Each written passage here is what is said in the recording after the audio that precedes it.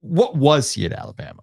He was the entire offense this past season. I mean, the mismanagement of Bill O'Brien of this offense was so horrendous that it was the least secret that Nick Saban was just waiting for the end of the year to rehome him. And that was the word that was being used, rehome. Like, I'm going to go find a new place for you because this is absolutely not working. And just a real quick aside here. Patriots fans are ecstatic because he's a massive upgrade over Matt Patricia. Well, there's that.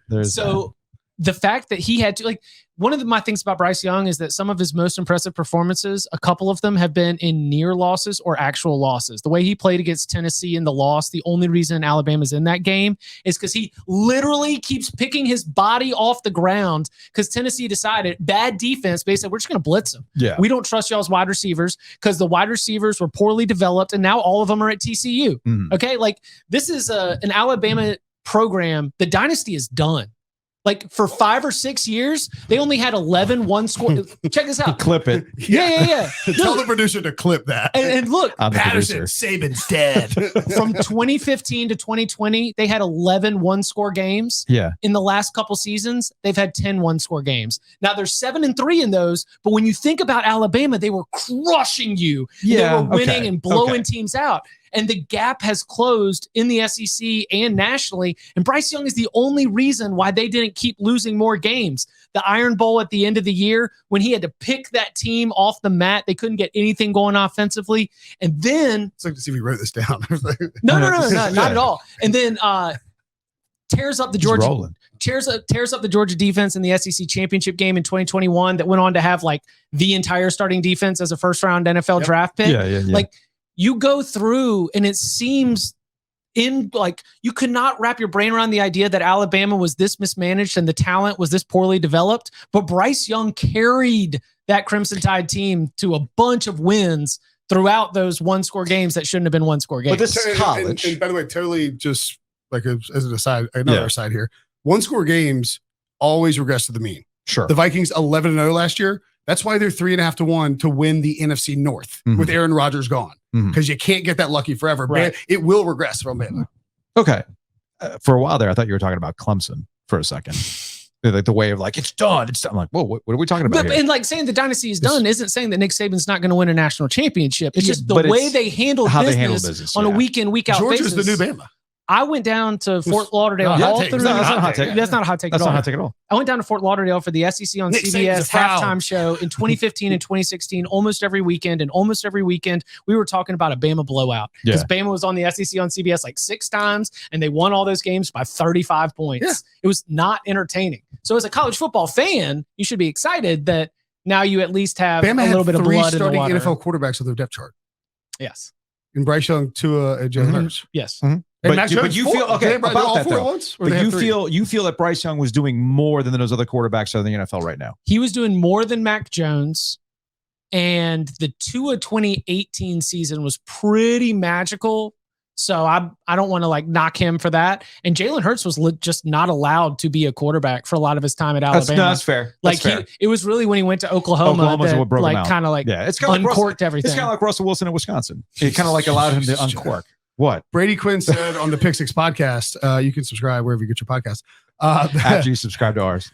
Yeah, I will actually. I think I subscribed on YouTube. Thank you. But the problem is I'm banned from YouTube. Why? What did you watch? No, nothing. There's a place on the internet for everybody. My YouTube account is permanently suspended. Why? Because CBS, before I worked there, sent a DCMA. Because I posted a Masters clip and CBS Sports DC'd me, and I can't comment on YouTube. That's hilarious. Oh, it's ironic and funny. As I'm finding out on YouTube, CBS was monetizing one of my videos now because I used a Jim Nantz clip. They didn't ban me. They're just monetizing the video. They paid Chip and I to come here today on the Jim Nantz clip. That's true. That's a good point.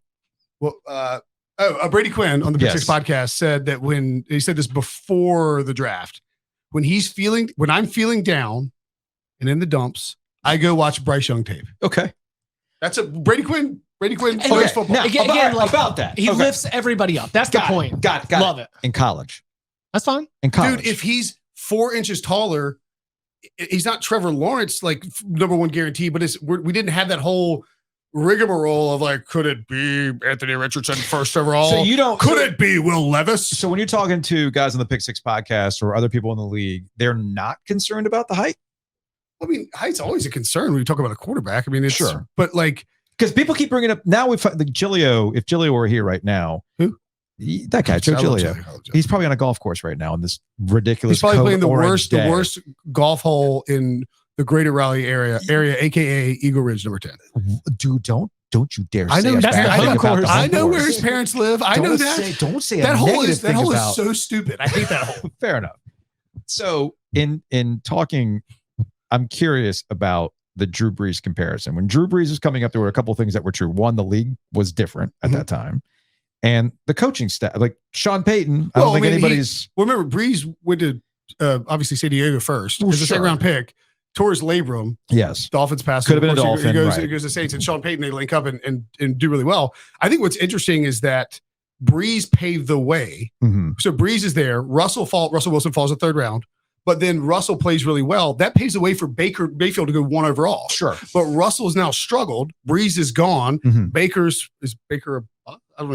He's a bust. Yeah, he's a bust. I would say he's a buck. I wasn't ready to say bust. I was going to ask if he was a bust. He was like 13, team, number 1 overall pick. But like he got to the playoffs. He did get the Browns to the playoffs. Yeah, he got the Cleveland Browns to the playoffs. He lost games. It gets you at least not. It's like LeBron's championship with the Cavaliers is worth 3. He lost games with 3 franchises in the last calendar year. I get that. Yeah, I get that. Bron in 07 beating the Pistons and even getting swept. It's like, that was half a title. You're right. But the point being is that with Baker struggling, with Russell struggling in Denver, and then back in the Seattle stuff, you saw more and more complaints and more concerns about height. And to me, it's not about, you said the coaching staff, right? Sean Payton, that's what it's about. Yeah. It's not about like Bryce Young can manipulate the pocket. He can make the throws.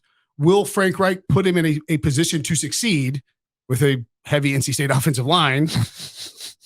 But like Bryce Young could win at in the NFL level. Like that's not a question to me. Okay. It's, will he have enough around him?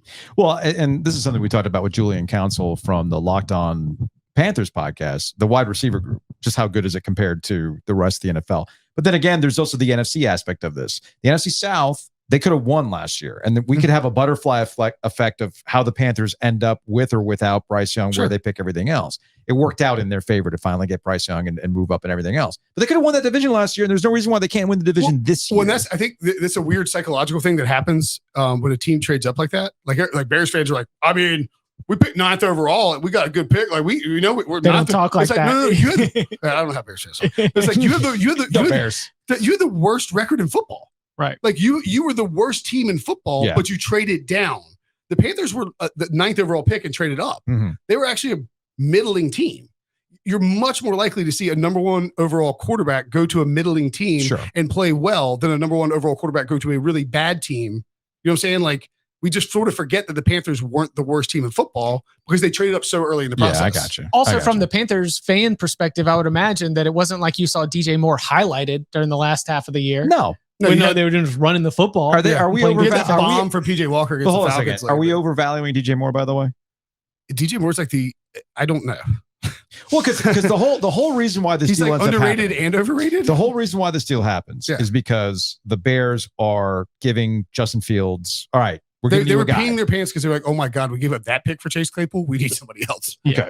So they're giving Justin Fields a chance with DJ Moore, and I've seen I don't know if it's from the aggregated sites or whatever, but when you start talking about the report OTAs, blah blah blah blah blah. We had Courtney Cronin on the Pick Six podcast, and I think that's 7. And ding. But she was like, I would say that like what you're reading in the headlines maybe a little overplayed, and even DJ Moore and Justin Fields are both kind of like it's coming along, but it's not. It's not there. I realized I had the pot down for the air horn. I'm going to give you 2 more to catch up. 7.